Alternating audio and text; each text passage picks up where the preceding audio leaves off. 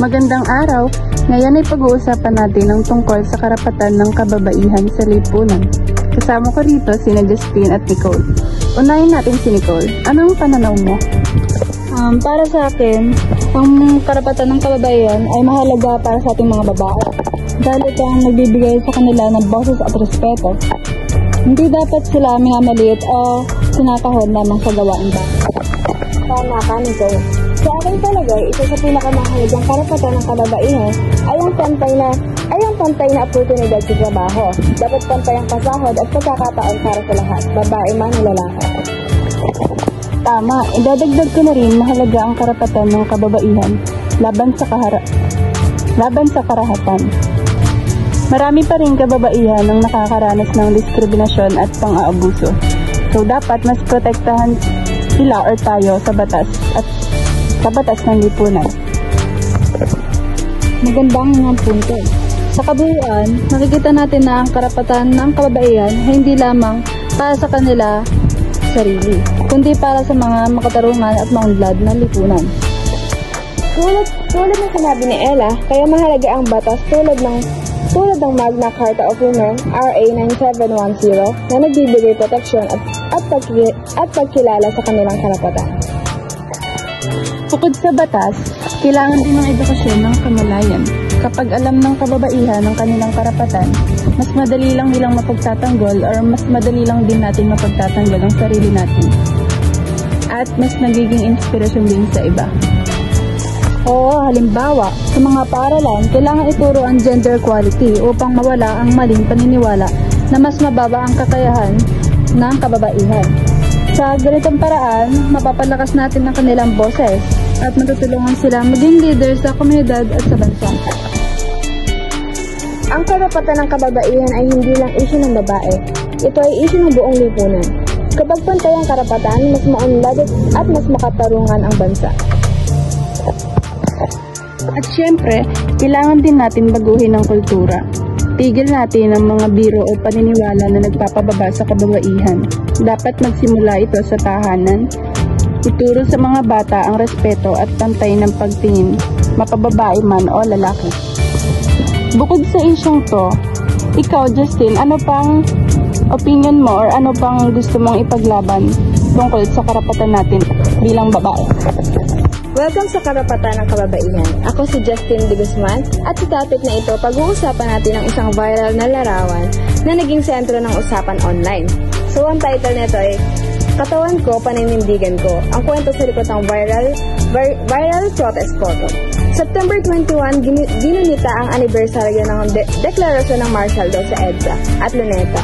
May mga nagprotesta para alalahanin ng kasaysayan, itama ang mali at ipaglaban ang karapatang pantao.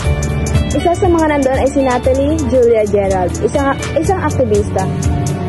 May kuha ng litrato niya habang sumisigaw ng pananawagan para sa halip na mensahe niya ang pag-usapan. Ang nangyari, ang katawan niya ang naging laman ng komento.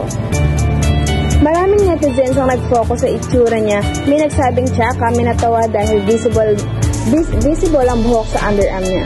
May mga nag-comment pa tungkol sa kulay ng balat niya. Sa madaling salita, na-body shame siya habang siya ay actual na nakikibaka. Pero hindi na nahimik si Nat.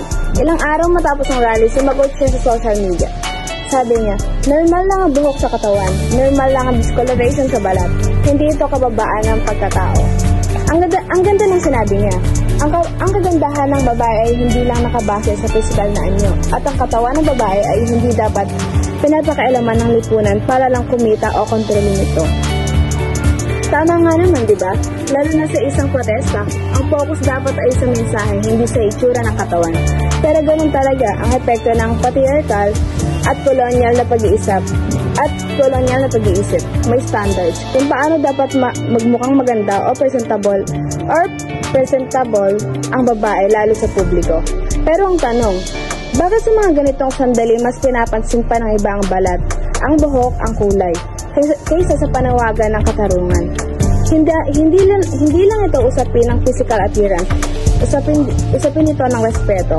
Usapin ng kung paano natin sinusuportahan o pinipigilan ang mga babae na maging totoo sa sarili habang lumalaban para sa iba. Ang ginawa din natin hindi lang simpleng pagsagot ng body shamers. Isa itong paalala na ang pakikibaka ay hindi lang para sa isang issue na habang nilalabanan natin ang mga mapangabusong sistema sa lipunan, kasama rin sa laban ng paninindigan sa sariling katawan. Hindi natin kailangan humingi ang paumanhin sa kung paano tayo tumatanda, kung paano tumubo ang buhok sa katawan, kung anong kulay ng kilikilo o balat natin. Ang tunay na ganda ay hindi sinusukat sa filters, products o opinion ng iba. Ang tunay na ganda ay nakikita sa tama, sa tapang at layunin. Ngayong narinig mo ang kwento ni Nat, tanong ko sa'yo, kailan mo huling hinusgahan ang sarili mo o ang iba, base lang sa itsura? Ano kaya ang mangyayari kung sa halip na tumingin lang, matuto tayong makinig? Tama ka, Justin. Maraming kababaihan ang nakakaranas ng iba't ibang klase ng discoloration sa balat, tulad ng pecas, dark spot, or uneven skin tone.